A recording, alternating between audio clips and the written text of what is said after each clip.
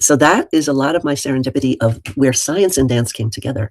And so another serendipity is that I grew up in East Harlem, Spanish Harlem, and I was watching Body Language just to fit in because I was white skinned and nobody else was, or not many others. And so I knew dance was also important because of that, and just loved the dancing I had done as a child, whether it was more Black American or whether it was more Puerto Riqueño, Spanish. And so I knew movement was important, not just dance.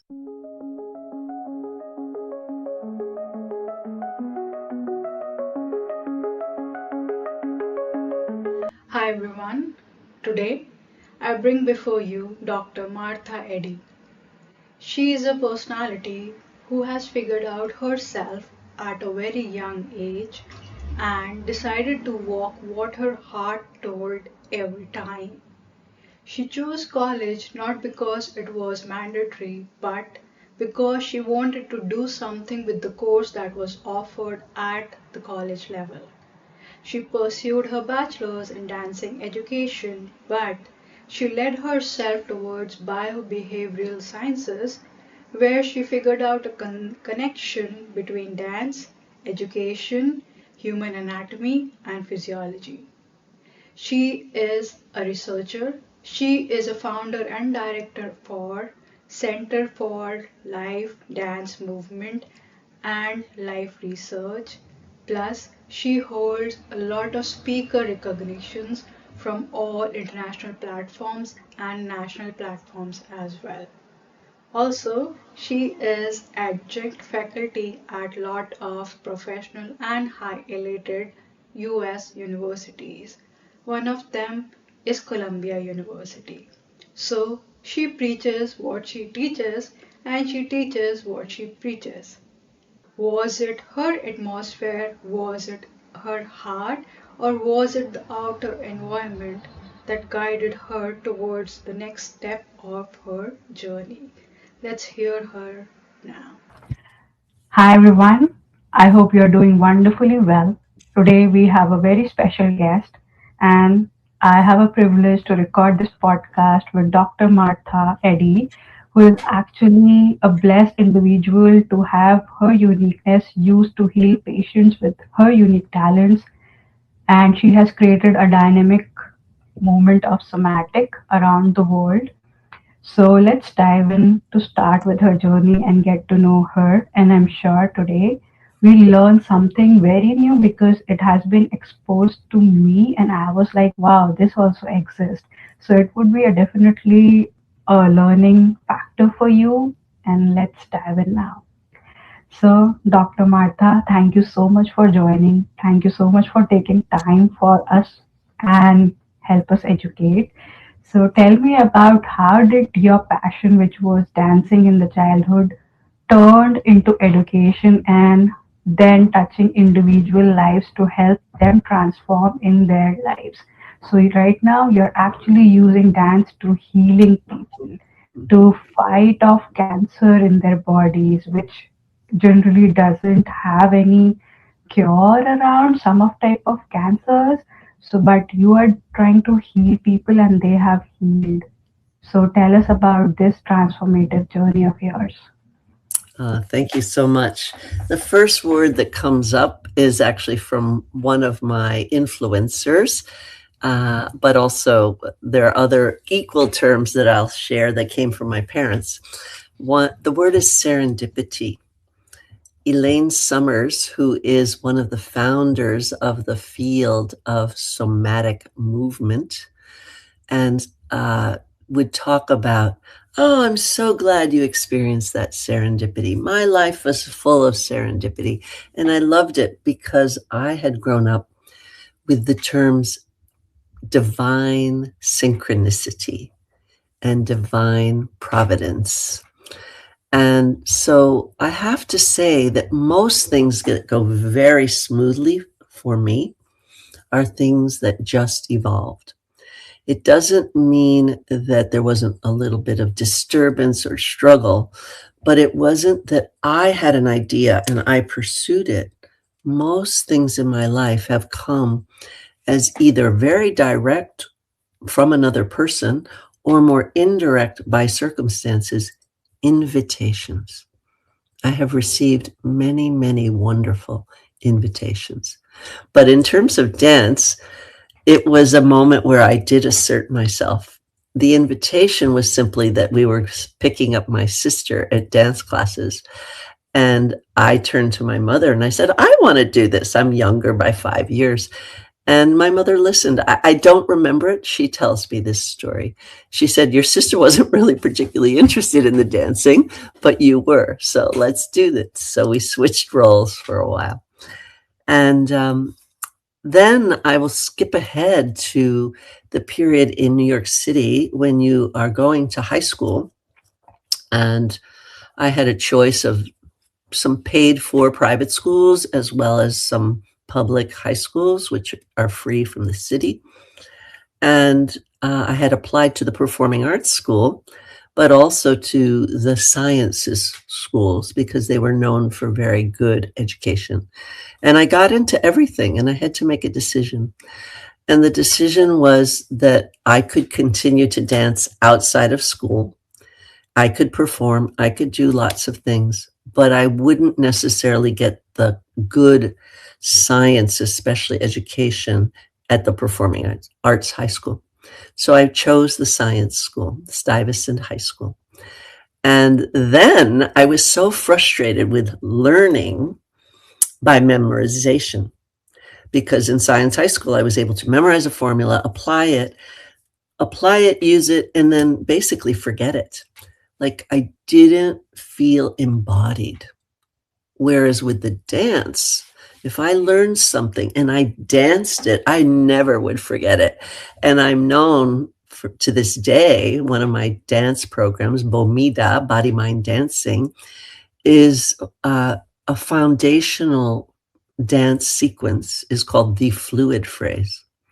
And it comes from when I first learned the biology or physiology of the different fluid dynamics in the body. What does the lymphatic system do for our immune system, our white blood cells? What does the red blood cell do? What is the returning of the from the arterial flow through the veins, the venous flow? What is its rhythm and how does it need to be stimulated to support cleansing? And I could go on to the 7 different fluids. So that is a lot of my serendipity of where science and dance came together. And so another serendipity is that I grew up in East Harlem, Spanish Harlem, and I was watching Body Language just to fit in because I was white skinned and nobody else was, or not many others. And so I knew dance was also important because of that, and just loved the dancing I had done as a child, whether it was more Black American or whether it was more Puerto Riqueño, Spanish. And so I knew movement was important, not just dance. And the understanding of intercultural and cultural dynamics was built into this observation that movement was behavior. Someone gave me that language probably 20 years later. Movement is behavior. Behavior is movement. So then I get to college, and as I'm going to college at age 16, a friend of mine who I dance with says, if you get to school and there's a course in effort shape, you're going to love it. And I'm like, never heard of it, don't know what she's talking about. But sure enough, in the college catalog, there was a course called The Self That Moves. And in the description, it said, this is based in effort shape. And I trusted my friend, and I trusted that she told me this, and that here it was.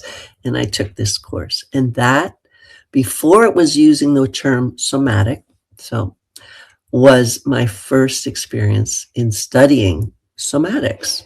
So it was through dance that the teachers were going deeper. They were looking at the source of movement, why we move in different ways, why we're moving one way, why we're moving another, why we're moving another, all the different gestures and energies that we bring to our movement and its meaning, the self that moves. Wow, this tells me that listen to your gut. Even if you're not choosing your gut, somehow it will choose you, correct? Because you were going and running away from dance because you wanted yourself into science, then somehow it came back to dancing and science both together. But it was deeper now, it was biology also. Thank you for sharing your experience. Next, Martha, I would ask is how did you navigate through that was the unknown in the world, but it was very unique to you only? Like you understood this is my path and I must follow this. So, how did you fight those voices around you? I'm sure there might be many like, why are you doing this? This is not common. This is not help you earn well. How did you trust that unknown that was inside you? As you speak those words, I'm thinking about how my path unfolded with a lot of ease, actually. When I chose a college, remember I started to tell the story of memorization in high school. I made a pact with myself that I wouldn't even go to university unless it was a place that I would learn experientially.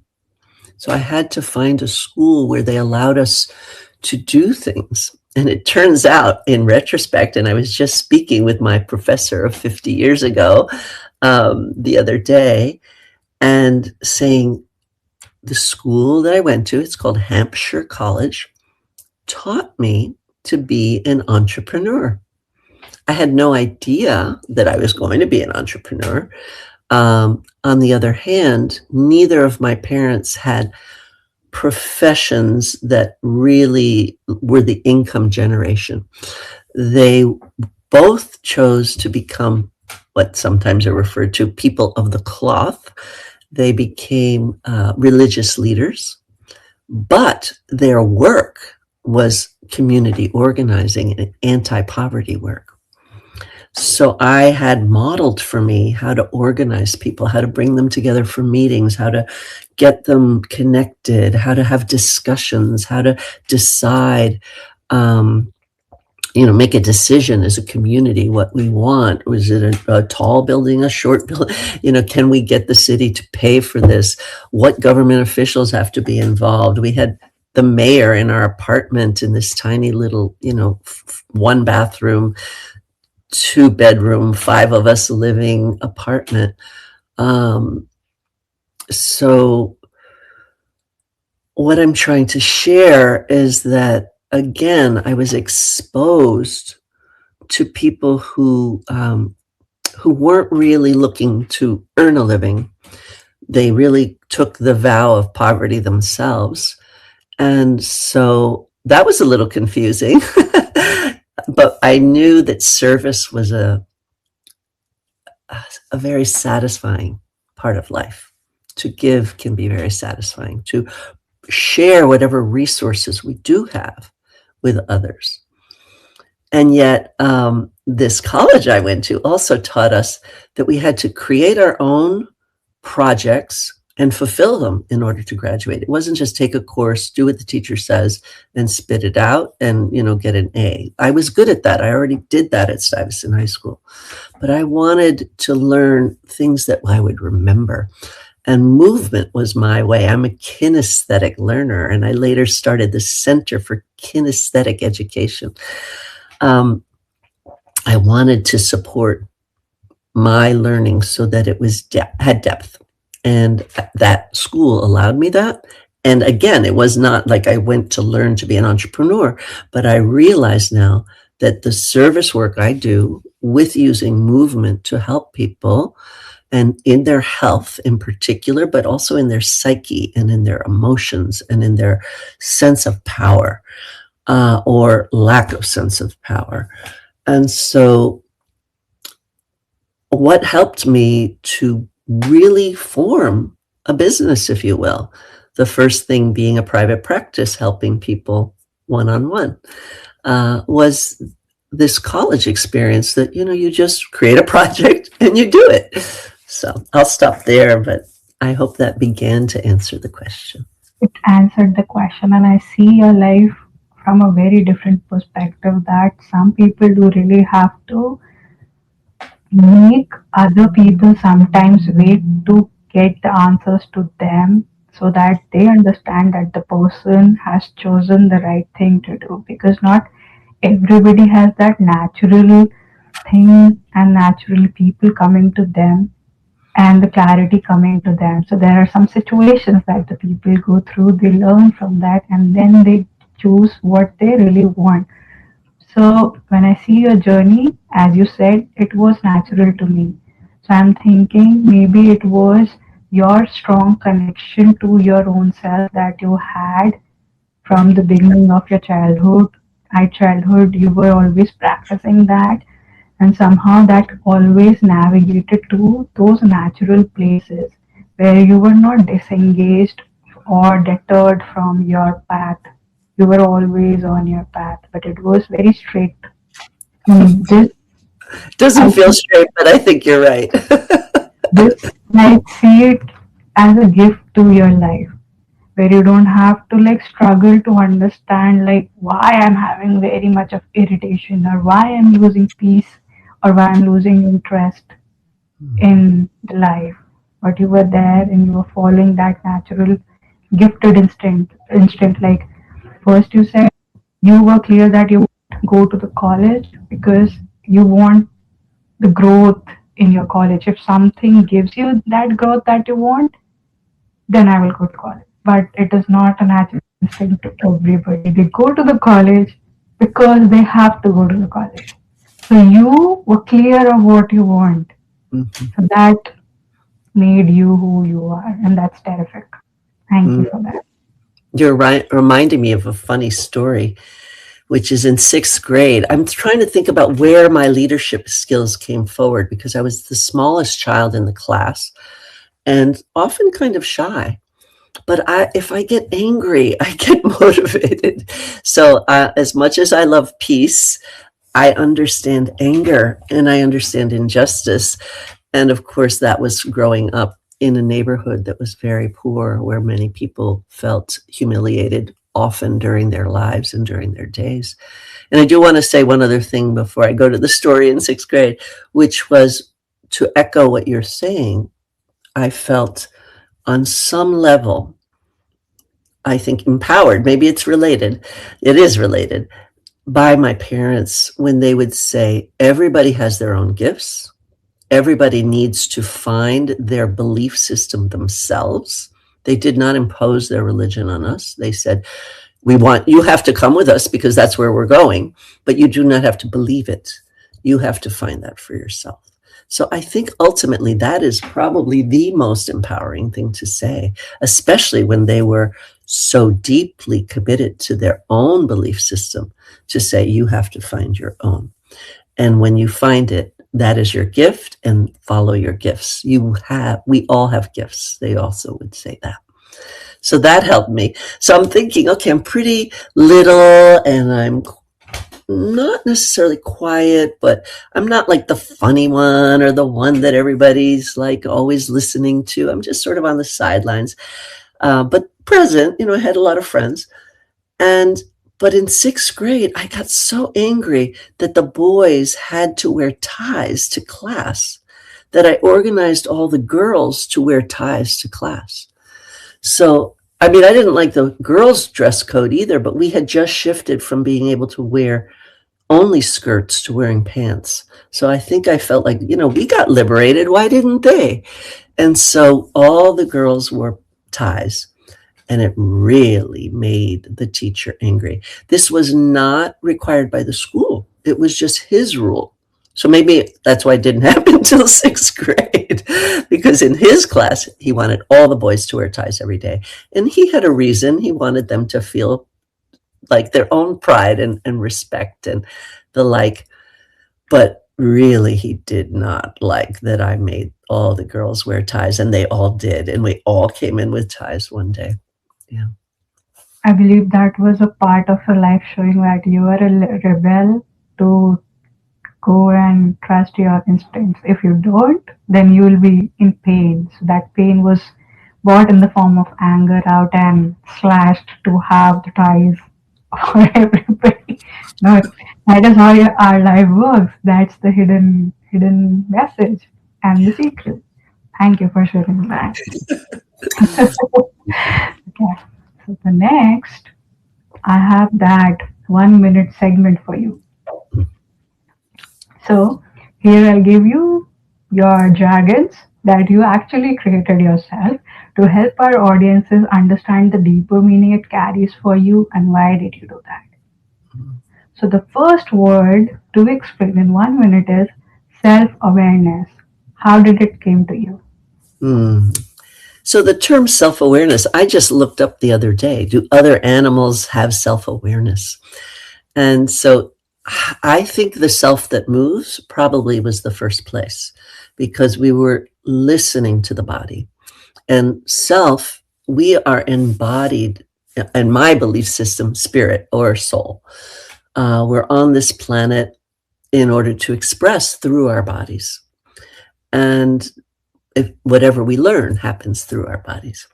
So self-awareness is the ability to be aware of my behavior, of my actions, my voice, my tone of voice. And many of us are not trained to be aware of the proprioceptive kinesthetic senses, the senses that feel ourselves. But this is what I started to learn in the self that moves, that I can feel my body. I have been my whole life. I'm learning dance moves. I'm learning science. I'm breaking things or not breaking things. I'm ice skating or not ice skating. These are all learning experiences through the body. And to be aware of it is also to become aware of human consciousness. And that is what is exciting to me. Thank you. The second term is embodied cognition. What does embodied cognition mean to you? So that term I only learned about maybe between 5 and 10 years ago. It comes, I believe, from both philosophy and anthropology. I've seen it in both domains, but I don't know who first coined the term. But it is a great term because it's saying we have to move to think, that we need to feel what we're experiencing, and that our brain is part of our bodies. So to embody thinking is not just to embody the brain, but to embody the wisdom in every part of the body. The classic way that people talk about embodied cognition is things like, you have a lot of gall would mean that's a part of the body. It's saying, you're bitter and you have these feelings, and that's what the gallbladder is breaking down oils. And words like put your heart into it. So that is showing that when we use the words, they came from the body. The body is teaching us what are become the metaphors for life and the behaviors that we choose in life. So Great. embodied cognition, feel your body in order to think.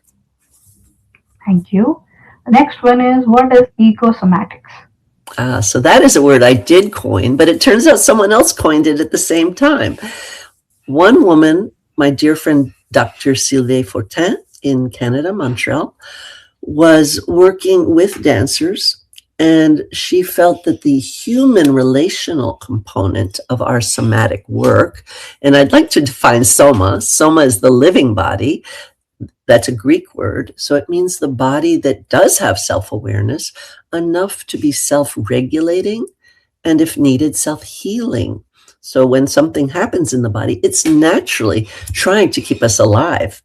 If we have an accident, we don't just die. I mean, if it's lethal, we do. But if there's anything in the body that the body can do to keep us alive, it's doing it. And that is natural intelligence. So the soma is naturally intelligent. And so she was working with the word somatics and the ecology of the human interactions within that world. I was working with that as well, but didn't think of that. I was thinking more about ecology and the importance of environmental awareness. And I found that many people who would go into caring about their bodies would also care about the planet we live on the earth, the universe we live in. And so I created this term, ecosomatics. using somatic awareness to be more environmentally inclusive, to know that we are interconnected. If we don't take care of our planet, we can't really be deeply supported in our soma. Incredible. The next is interaction of neuromotor and socio-emotional development. Oh, I love that. That is truly kind of my heart. So I, as part of my somatic journey, I had, first of all, the serendipity of two amazing teachers. One from what I call the first generation of somatics, and I wrote the book, the most recent book on the whole history of the field of somatics, mindful movement, the evolution of the somatic arts, and conscious action. So self-aware action. Um, in this one, I talk about different generations that developed the field of the Western somatic principles. So Western conscious movement practices. And the first that I met was Irmgard Bartenieff, who influenced the two teachers teaching the self that moves in college. And her teacher had been Rudolf von Laban from Bratislava. So that's a whole story, Laban movement analysis, or Laban Bartenieff movement studies. The second teacher was my dance teacher's neighbor, and her name was Bonnie, and she is still alive today, Bonnie Bainbridge Cohen, Body Mind Centering. So in both, one was a physiotherapist, the other was an occupational therapist. They understood neuromotor, the first year of life, learning to move, and all the movements and how important they were. And I'll be very quick, but very specific. First, we breathe. Without breath, we would be dead. Then we are like a global unit, just a one-celled creature, growing and growing, but just breathing as a whole. Then we isolate the senses, the head, down to the root chakra, down to the tail, the spine.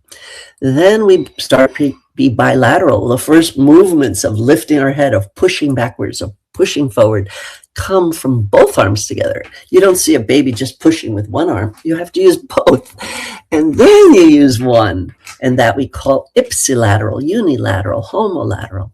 And then there's cross-lateral. And that is the ultimate in growing into using both sides of the brain. So that's neuromotor. Then social emotional. I encountered that in my childhood, right? Watching people get angry because they were mistreated, or just be angry because they were chronically mistreated. Kids in gangs. We had a bullet in our house, in our car in front of our apartment building. Within the first 3 months of ever having a new car, there was always a bullet hole. There was just a lot of gunfire, not every day, but at night, at different times. That's one example. So socially, emotionally, I was attuned to very high ranges of calm. My parents were loving and calm, but also embracing of the need for addressing people's needs that were causing anger around injustice. And so with that, I like to bring them together in dynamic embodiment. We work with how the body expresses the calm and how the nervous system. I was the first person, I believe, on the planet to do a workshop called Calming the Nervous System. And it was exposed to 100,000 people at something called the Embodiment Conference, one of the first online huge conferences. And now everybody's teaching about regulating the nervous system. And then, but they are not necessarily using neuromotor, the movement. They might just be talking about breath. What about the other 5 organizational? Whole body, spinal, symmetrical. When does it serve me to be symmetrical? Unilateral. I've got this idea and this idea. Or really more complex thinking. So that's where I put the two together. What are the emotions that come with each? What is the social construct for the behaviors? How do they work together? And just to say where I learned the word social emotional was that I was I joined what's called the Educators for Social Responsibility, and I became a teacher of conflict resolution. And my teacher, again, I always love my mentors, and my father was very clear on one of the best things about education is to find a place or a person that you really find, a place where you find a person or the person themselves that you can learn from. And I followed Linda Lantieri around the country as she worked in schools, teaching children and teachers and the principals, the administrators, conflict resolution. And there we talked about social emotional learning. So I became an expert in the 1990 with this work. Interesting and wonderful. Thank you so much. And a little more than a minute, sorry. It's okay. I know this was interesting and uniquely created, so it has to be like that. Thank you. The next is, what do the body and the movement connection carry as a role in peace education and violence prevention?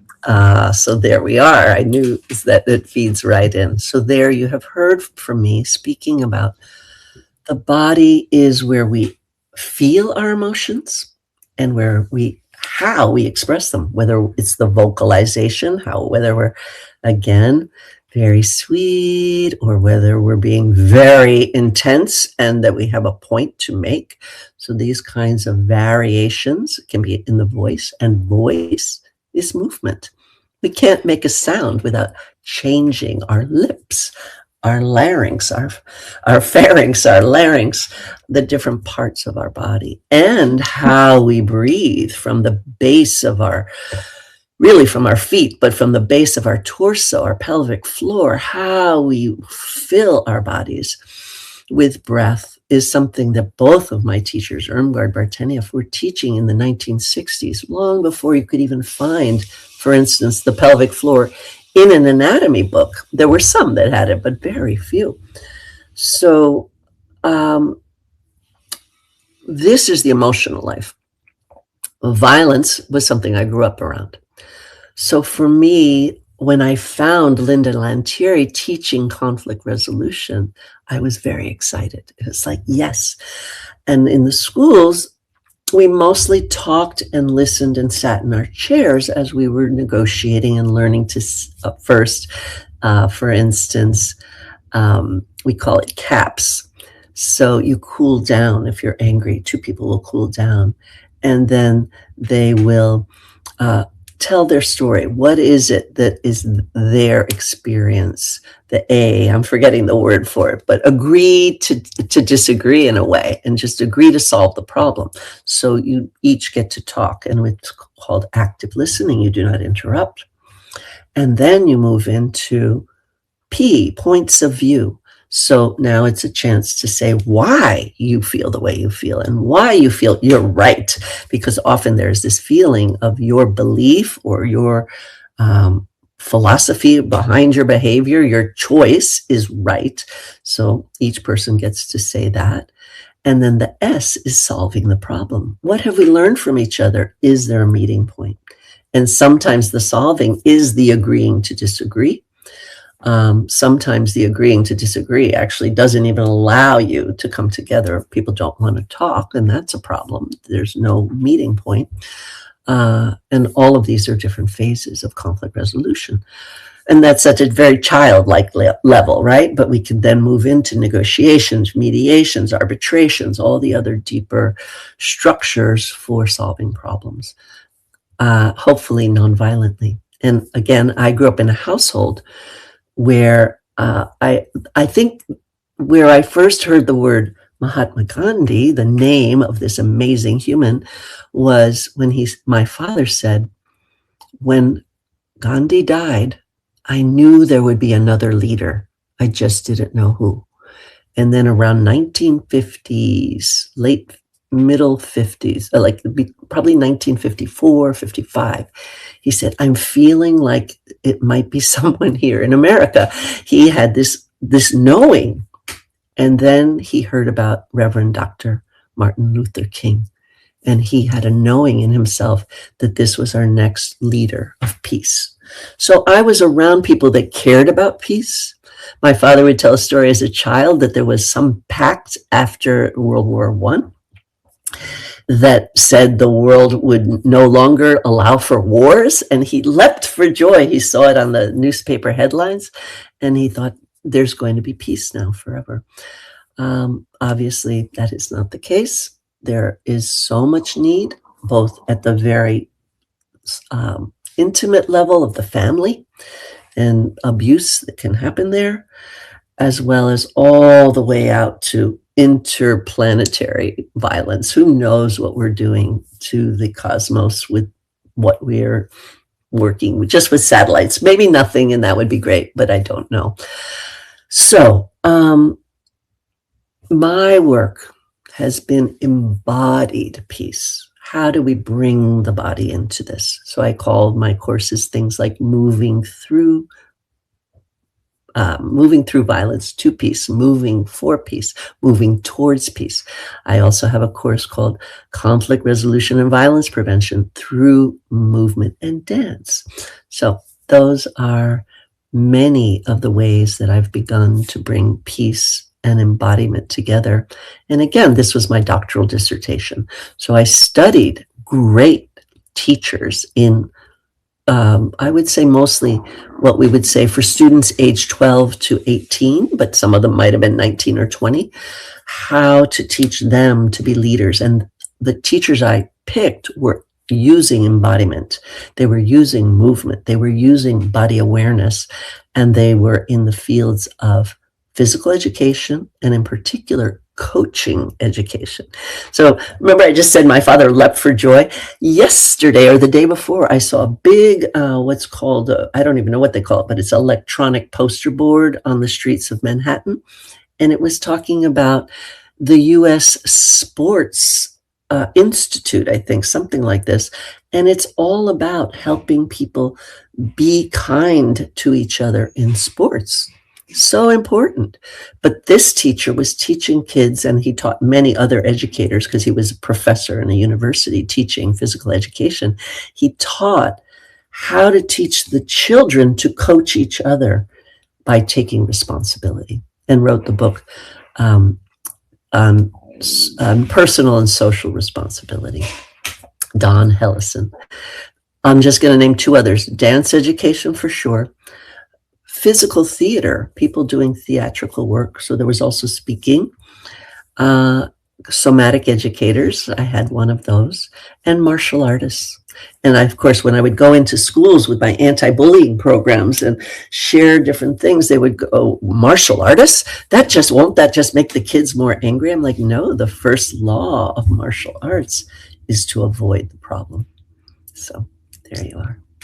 Thank you for sharing this, and I am sure that we have picked up your work very well because you have talked about dynamic embodiment here and also somatic movement therapy, because this is all connecting together to engage us in your work and what you're doing to transform lives and touching lives in the world. So the 1 minute segment is over. Thank you for that.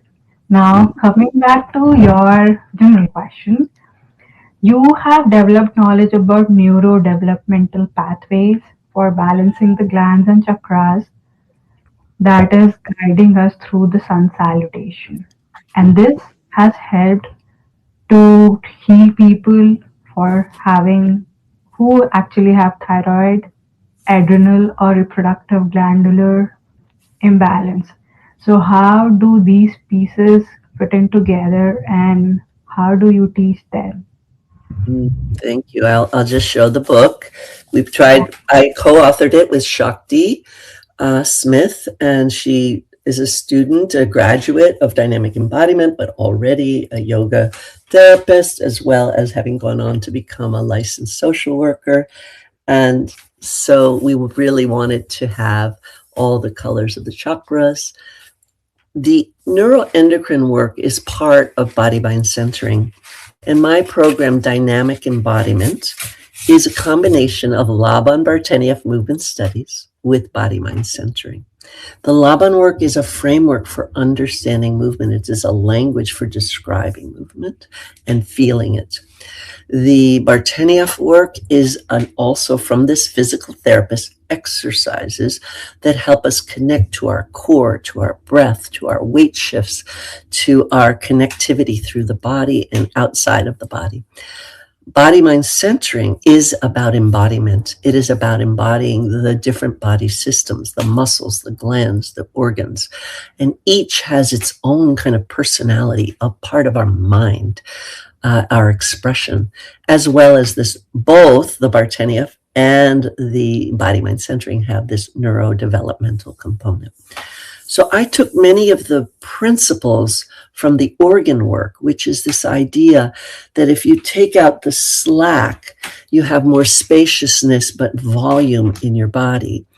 And I applied it to the glands, the idea that if you move the gland and you suspend from it, you're stimulating it, you're bringing energy into that area.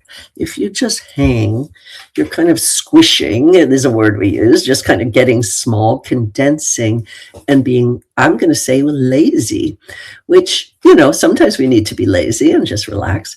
But if we have a health problem and we are not using a resource, like our breath, like our heart, we're missing on a vital health component of our soma. So the breath coming onto my lungs can help me stimulate the thyroid and the thymus. And then movement in the pelvis can help with the adrenal glands, the gonads, and what is not known to science yet, but the little peas that we see that are called coccygeal bodies that very much may be glandular, because the pineal gland, when I first started studying this, was considered a body. We didn't know what hormone it secreted. And now it's a multi-billion-dollar business. Melatonin was discovered, but the wise people already knew that this crown chakra was perceiving light and darkness, was going to help us with going to sleep at night, and then allowing the pituitary to help us be more active during the day. We didn't need to know it was melatonin, and actually we can take melatonin, but we can also do things like relaxing our eyes and covering them in darkness, or really breathing and going into a small shape to help us go to sleep. So this is the kind of thing we work with in balancing the glands, understanding what movements stimulate them. We're not saying we necessarily would magically heal, just like my cancer recovery program, Moving for Life. Yes, we support people who have been diagnosed with cancer, and we do believe and we were the first 25 years ago to use aerobic exercise in the United States. They were using it in research in Europe and getting good advantages from it. So in our case, we developed, and we being a cancer survivor, Dr. Allison Rosen and myself and her friend who wanted to make, the three of us wanted to make a DVD at that point, actually a VCR, a video, to help all women with breast cancer, although we also know there are men with breast cancer, so they're welcome too, to be able to move. And that taught me, the hormonal system is very much a part of this as well. The neuroendocrine, the beliefs, the part of the brains that are active. Are we using the brainstem? Is there a tumor? Anything that we want to work with can at least be supported. And really important with the cancer work is the after effects of the treatment, and how, there could be necrotic dead tissue. There could be, but there still are going to be alive areas around it. How do we keep that growing? So whatever is available, that part of the soma wants to heal. So let's bring it back. And we use movement, we use breath, we use knowledge and science, and we also use awareness. So this is dynamic embodiment. And within dynamic embodiment, I have different training programs. The Moving for Life teacher instructor training, the Bomita, the body mind dancing, where I have this fluid phrase also, Then also active embodiment, which is for therapists, coaches, mentors, leaders, business leaders come to it as well.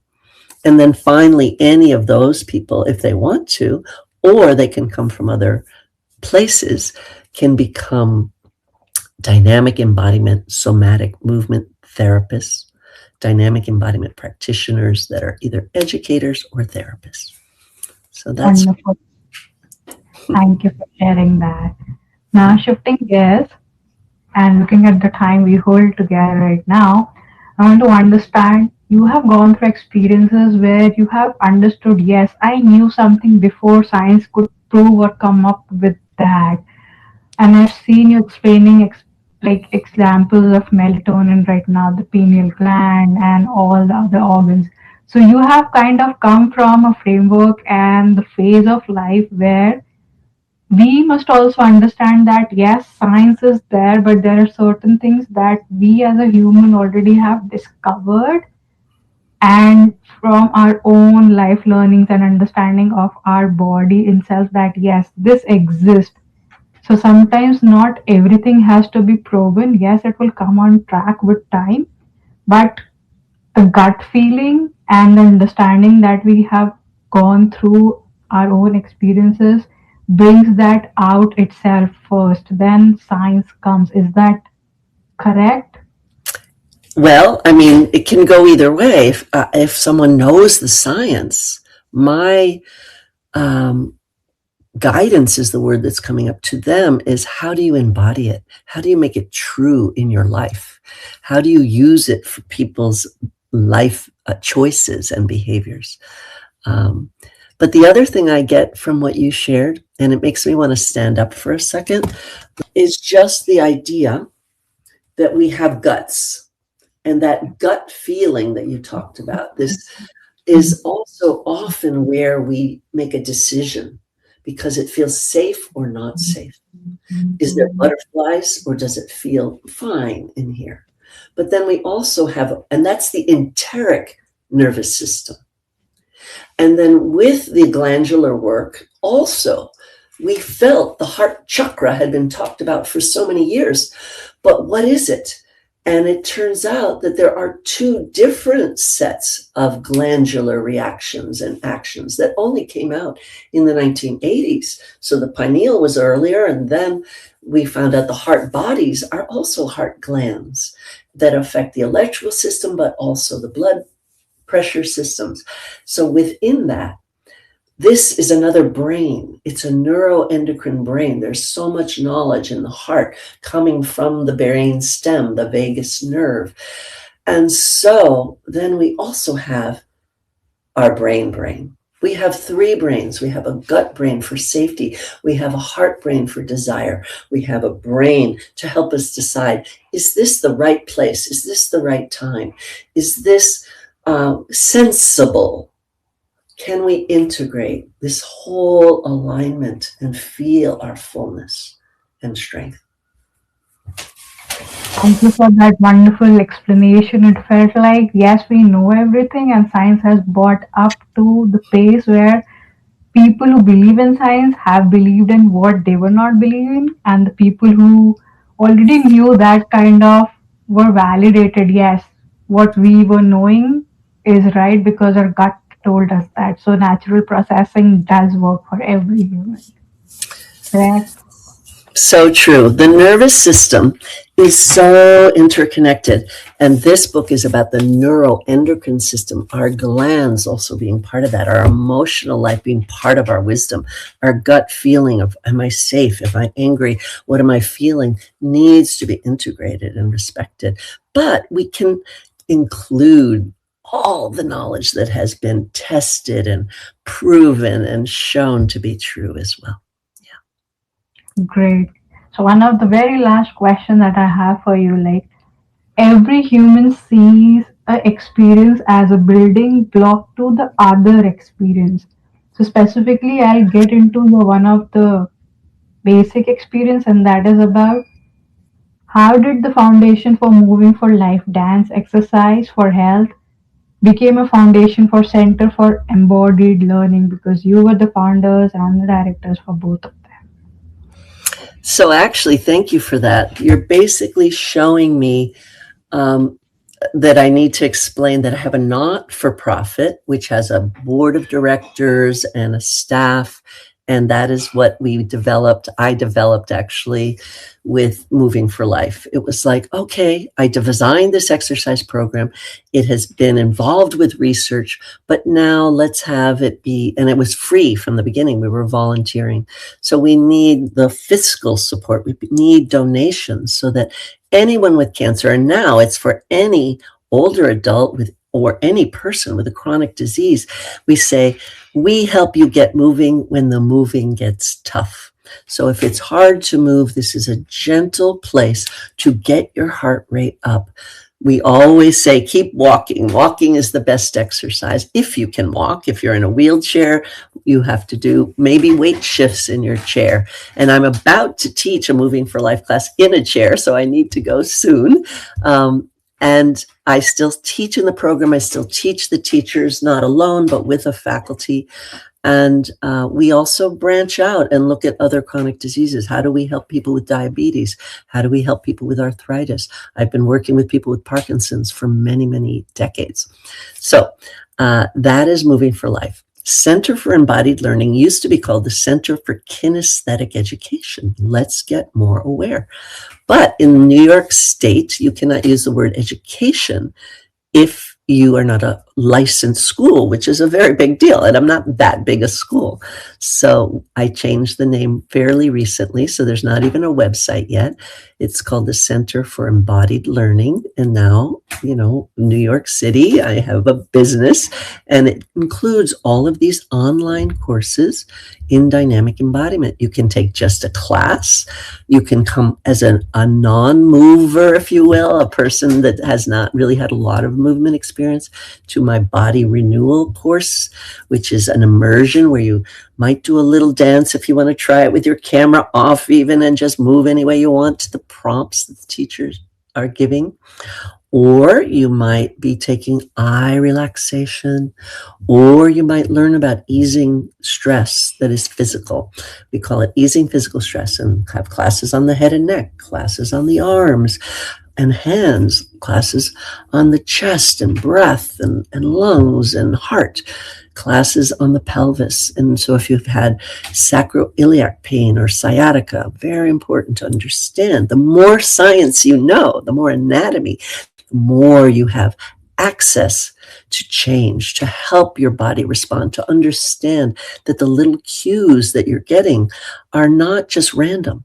Everything is speaking to us. They're messages, just part of the synchronicity, listening to the messages of your body without getting too wound up in them, but just, what am I meant to learn? What am I meant to know? What is my body telling me that can help me on my path? So. Great. Thank you so much. So what I learned from you from the last explanation is our growth is not technical, but it also has the technical details of the universe working with you. So you stepped on from step 1 to step 2 because you got more aware of all the systems in your body and the channels open to you, and the information got into you because you were learning from those experiences. So Martha, thank you so much, because right now I know we are running out of time, but your insights have been very valuable for us because you have figured out your own natural path, and you have given this world a very beautiful gift of exploring themselves and dynamic embodiment when science was not at par, and you were the first few of those people who started that movement through somatics, through dance, through education, and you turned everything as a unique gift to this world. So thank you so much for giving us this gift of dynamic embodiment, and I hope that you give us more gifts and you keep on exploring yourself. Thank you so much, Dr. Martha. And please come to our website and write to officeofmarthaeddy@gmail.com, because we do also have an introductory free movement class. We have different kinds of offerings, and we would love to meet you from around the world. Our students are from everywhere, and everybody is welcome. Thank you. Our teachers are from all around the world too. Thank you so much. It was wonderful to talk to you, Dr. Martha. Thank you so much. Thank you. You are a delight to be with and a light in the world. Thank you. Thank you. Thank you.